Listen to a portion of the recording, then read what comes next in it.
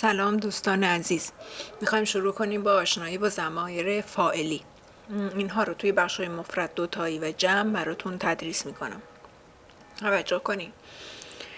من، یاز، تو، تی، اوی مؤنث، اونا، اوی مذکر، اون و اوی خنثی، اونو. خب میپرسید که یعنی چی؟ ویدیوی قبلی راجع به مؤنث و مذکر صحبت کردیم و خنثی که مشکیسپول، سردنیسپول و ژنسکیسپول.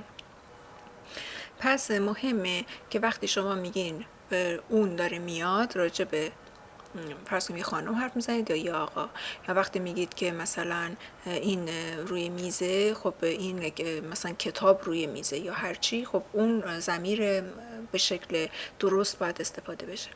پس یاز، تی، اونا، اون، اونو. او این مهمش حالا هم خنثی خیلی نیست، مذکر و مؤنثش رو یاد بگیرید. خیلی خوب بچه ها، بخش بعدی اینه که ضمایری که مربوط به ما دو نفر، شما دو نفر یا اون دو نفر میشه. ما دو نفر وقتی که مؤنث هست و وقتی که مذکر فرق میکنه. وقتی که مؤنث باشه میدو است، وقتی که مذکر باشه میدوه. شما دو نفر اگه مؤنث باشه ویدوه، اگر مذکر باشه ویدوه. و اون دو نفر اگر مؤنث باشه اونیدوه و اگه مذکر باشه اونادوه. خیلی خوب. حالا میتونید مذکر رو حالا مثلا اول بنویسید. به هر شکل ما دو نفر مذکر میدواست وقتی که شما راجع به خودتون و دوستتون حرف میزنید یا مثلا همسرتون حرف میزنید. خیلی خوب. در این صورت یک خانم و یک آقاست میشه چی؟ میدوا. اگه دوتا آقا باشه بازم میدواست، اما اگه دوتا خانم باشه میدوا است. خیلی خوب. حالا اگه من راجع به شما دوتا حرف میزنم، شما دوتا آقا هستید، یه آقا یه خانم، این ویدیوها میگم در اکثر مواردم باز به این شکله. اگر نبود دوتا خانم بود دارم راجع بهشون حرف دارم میگم مثلا شما دوتا خانم بهتون اشاره میکنم، میگم ویدوه.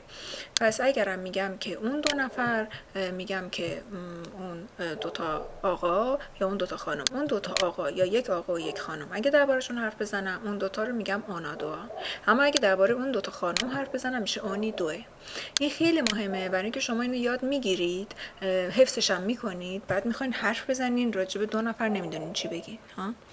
پس مهمه وقتی که میگم ما دوتا، وقتی دارم میگم مثلا ما دوتا رفتیم مسافرت، من میگم شما دوتا امشب میایین شام خونه ما. بعد میگم که اون دو نفر با ما حرف نمیزنن.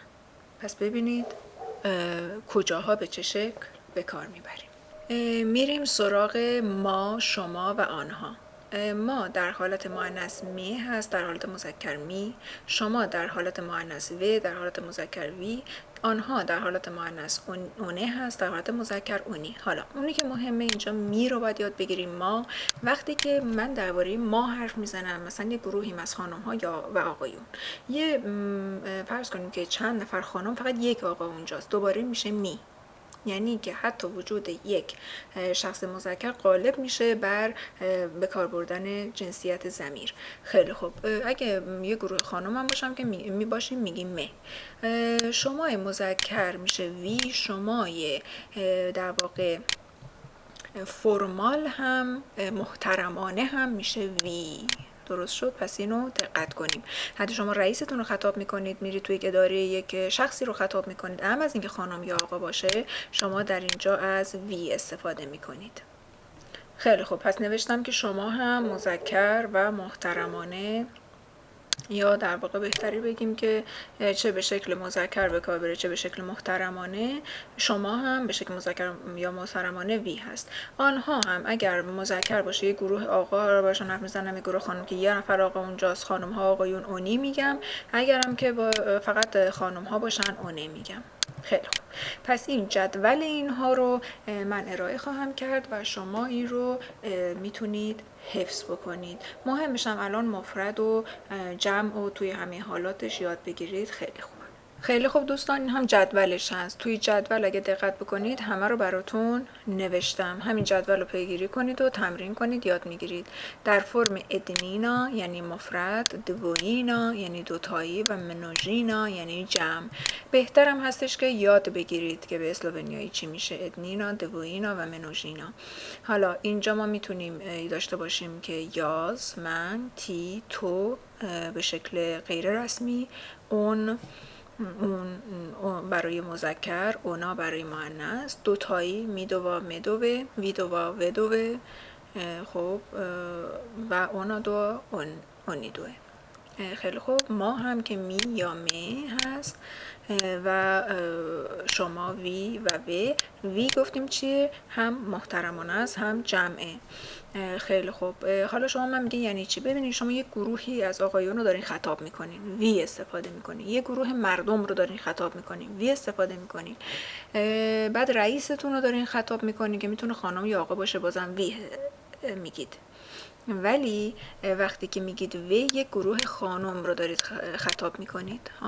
شما دارید برای یک گروه خانم سخنرانی میکنید، میگید وی. خیلی خوب، بعد اینجا اونی هستش، ما و اونه. خیلی خوب، امیدوارم مشخص شده باشه این براتون. موفق باشید تا جلسه بعد. خداحافظ.